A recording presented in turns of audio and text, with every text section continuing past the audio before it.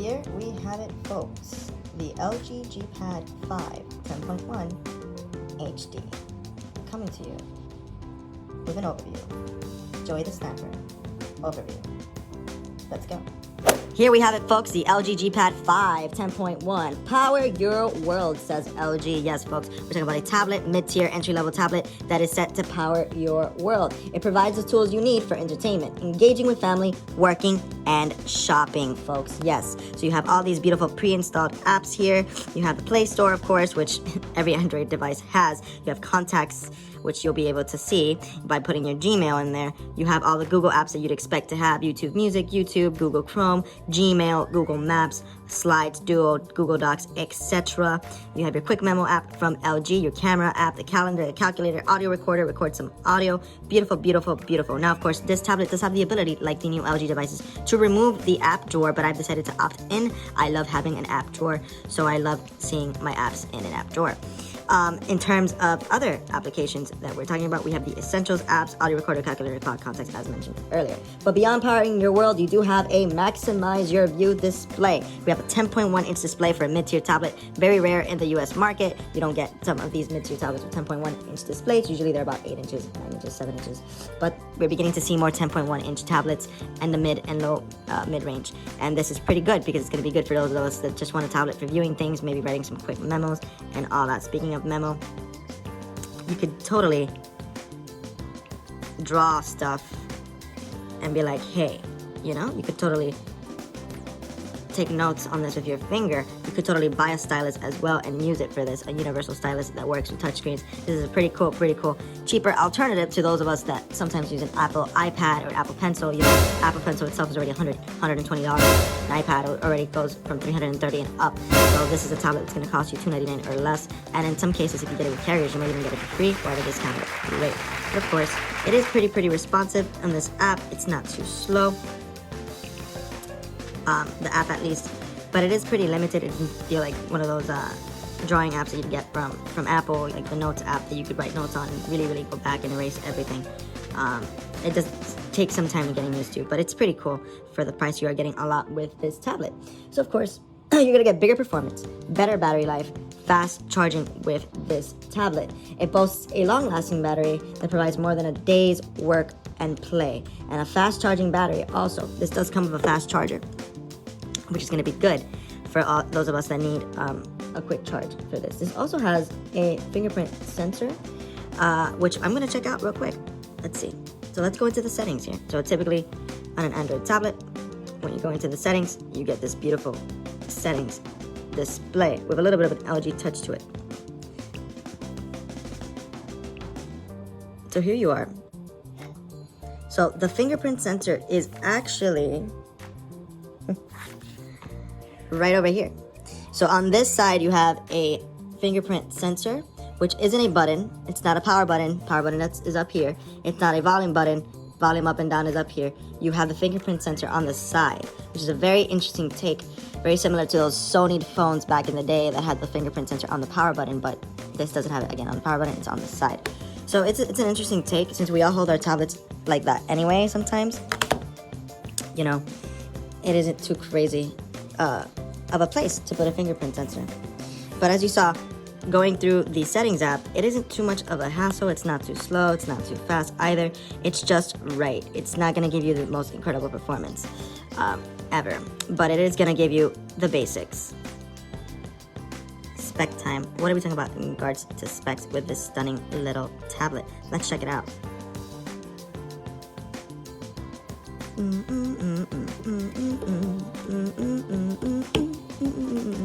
Here we are. Here's a summary of all the specs as found on Google Chrome running on our LG G Pad 5 10.1. We're talking about a screen size of 10.1 inches. Very nice screen size. Very good for viewing video and multimedia content. Also for playing games, right?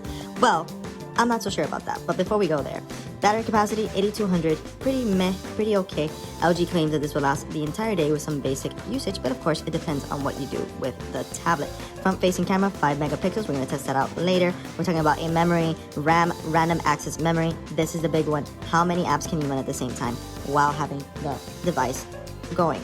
We have 4 gigabytes of RAM. That is pretty low for an Android tablet, for an Android device. Typically, new premium Android devices come with a beautiful 10, 12 gigabyte, maybe 8 gigabytes of RAM, already pushing it on the low end, but this only has 4, which again, this is more for people that just want basic use, like just watching YouTube and all that.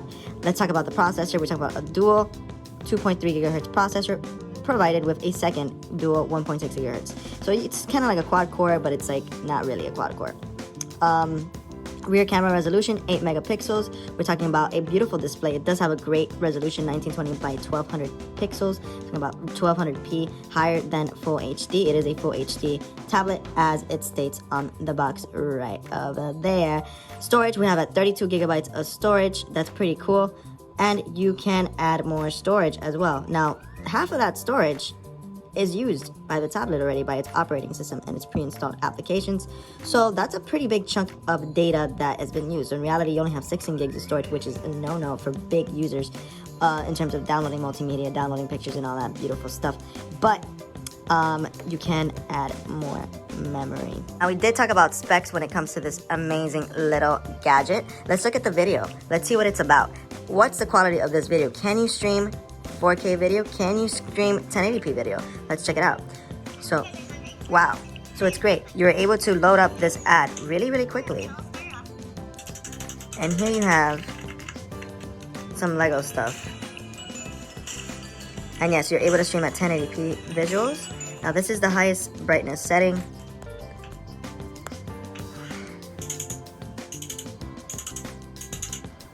As you can see, you have a nice HD display. Again, it's not going to be the best of the best, but it's not the worst of the worst. It's pretty nice. Now the viewing angles are kind of meh, but not the worst. You would have to see this in person to get a better opinion on this. Now, what about having video running on the background? Let's open up a couple of apps.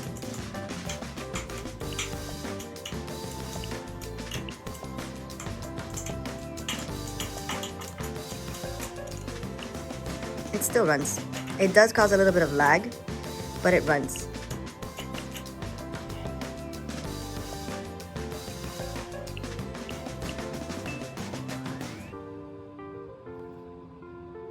You could have music playing in the background, like typical of Android devices as well. Very nice. Now, how are the speakers? Let's put that volume up. The volume up being at the top. Now, it isn't a dual speaker tablet. You wouldn't expect that from a low-end mid-tier tablet. But it does have pretty nice audio down here.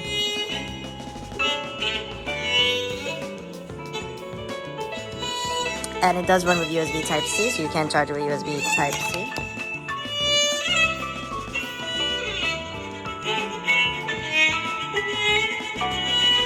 Pretty cool, folks. Pretty cool. Now let's look at the camera. Okay, so when it comes to camera quality, you do have a little bit of software voodoo, where you basically can take a picture and then the software boosts the quality of the picture up just slightly. You do have a little bit of an autofocus in there. You do have different modes, of course. Let's go down here so you can see them in terms of modes. You have the autofocus mode. You have the food mode, where the camera adjusts to the idea that you have food in front of it. You have the panorama mode. You have the YouTube live mode. You also have these wonderful filters right over here: vintage, urban, vivid, violet, etc. You also have more settings over here.